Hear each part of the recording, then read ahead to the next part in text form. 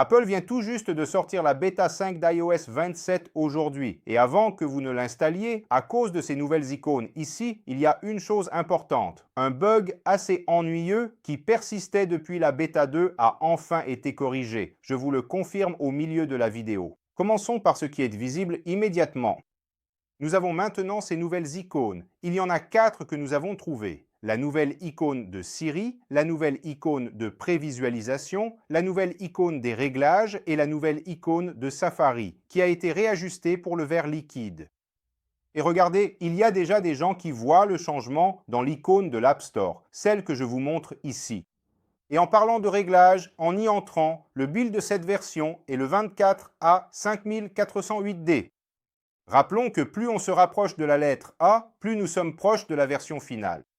Donc je pense que nous aurons encore 2 bêtas. Et maintenant, un détail intéressant. Quand vous allez voir la version d'iOS, il indique quand elle a été installée. Donc il m'indique que j'ai installé la version aujourd'hui. Si vous vérifiez dans quelques jours, vous verrez la date exacte à laquelle elle a été installée.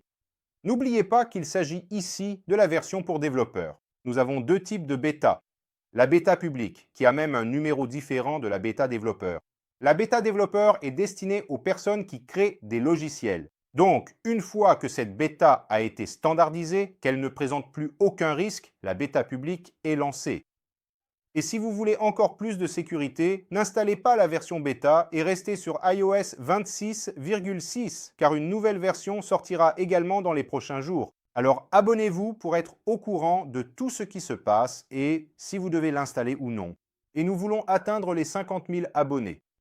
Abonnez-vous, aidez-nous à atteindre cet objectif, c'est gratuit. Et vous ne manquerez absolument aucune nouvelle concernant votre iPhone ou l'intelligence artificielle. Maintenant, il y a certaines vidéos qui regroupent une série de fonctionnalités en prétendant qu'elles viennent de la nouvelle bêta 5, alors que ce n'est pas le cas. Par exemple, Siri AI n'a pas été lancé avec la bêta 5, il a été lancé avec la première bêta. C'est la même chose pour les transparences Liquid Glass, la double capture via FaceTime, l'égaliseur des AirPods, rien de tout cela n'a fait ses débuts aujourd'hui. Cela se trouvait déjà dans les bêtas précédentes. Ce que nous avons dans la bêta 5 en termes de changement visuel, c'est ce que je vous ai montré. Et il y a beaucoup de peaufinage, comme je vais vous le montrer au cours de la vidéo. Et il a corrigé certains problèmes qui ne fonctionnaient pas bien. J'ai déjà eu le clavier qui se fermait pendant l'utilisation, le Wi-Fi qui se coupait, l'appareil qui se déconnectait du réseau cellulaire, l'absence de connexion après un redémarrage, les notifications CarPlay qui disparaissaient, le widget de l'écran de verrouillage qui disparaissait aussi, la Dynamic Island bloquée dans l'application Rappels et beaucoup de pertes de fluidité, même sur l'iPhone 15 Pro Max. Si vous avez rencontré l'un de ces problèmes, vous savez à quel point c'est irritant. Et il y avait une erreur qui est arrivée à la plupart des gens où une icône blanche apparaissait dans la recherche Spotlight et cela a finalement été corrigé. Et pour ceux qui utilisaient la voix personnalisée de Siri, ils ressentaient quelques blocages. Maintenant, ça n'arrive plus.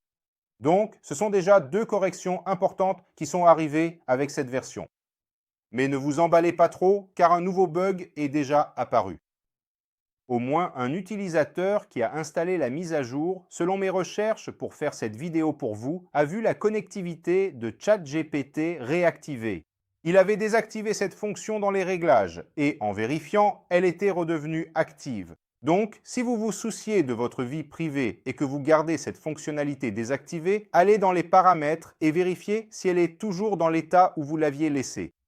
En ce qui concerne les bugs de clavier, de Wi-Fi et du sélecteur d'applications, je suis encore en train de tester. La build n'a que 2 heures et il y a eu beaucoup de petites retouches que les testeurs qualifient de Liquid Glass, plus raffiné. Et c'est vraiment plus raffiné. J'ai l'impression qu'ils ont amélioré la transparence et même l'apparence lorsque vous accédez à Spotlight ou que vous appelez Siri par texte. Et elle est bien plus intelligente que dans les autres bêtas que j'ai testées. Comme je n'utilise pas l'anglais pour parler à Siri, je remarque que si je saisis par exemple un texte en portugais ici, il l'envoie directement à Siri au lieu de l'indexer. Je vais vous montrer. Je lui ai demandé de faire une recherche sur Internet concernant les prévisions météo pour aujourd'hui. Et vous pouvez constater qu'il est déjà indiqué ici qu'il va demander à Siri. N'oubliez pas que ce n'est pas en anglais et vous pouvez constater qu'il a parfaitement compris la demande dans une autre langue que l'anglais, qui est pourtant la langue native pour que Siri AI fonctionne. Un autre point qui semble avoir légèrement changé concerne le déplacement de la bulle lorsque vous utilisez le centre de contrôle. Vous pouvez remarquer qu'il y a littéralement une inertie et vous pouvez voir l'effet de verre liquide bouger sur les boutons.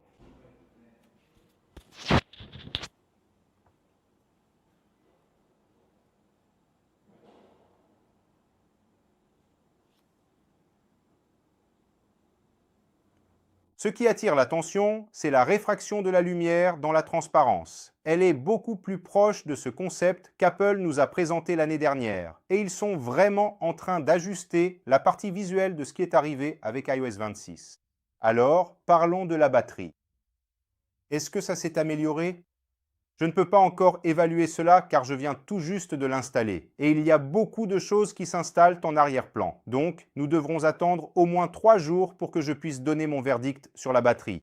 Ce que je peux vous dire, il a beaucoup chauffé pendant la mise à jour et il reste relativement plus chaud pendant que j'enregistre la vidéo. Donc, il est normal qu'il consomme un peu plus de batterie. En ce qui concerne les performances, il me semble très réactif. J'utilise un iPhone 15 Pro et vous pouvez constater que je n'ai pas de micro-ralentissement dans l'interface de l'iPhone. C'est un appareil qui a déjà 2 ans et demi et qui fonctionne très bien.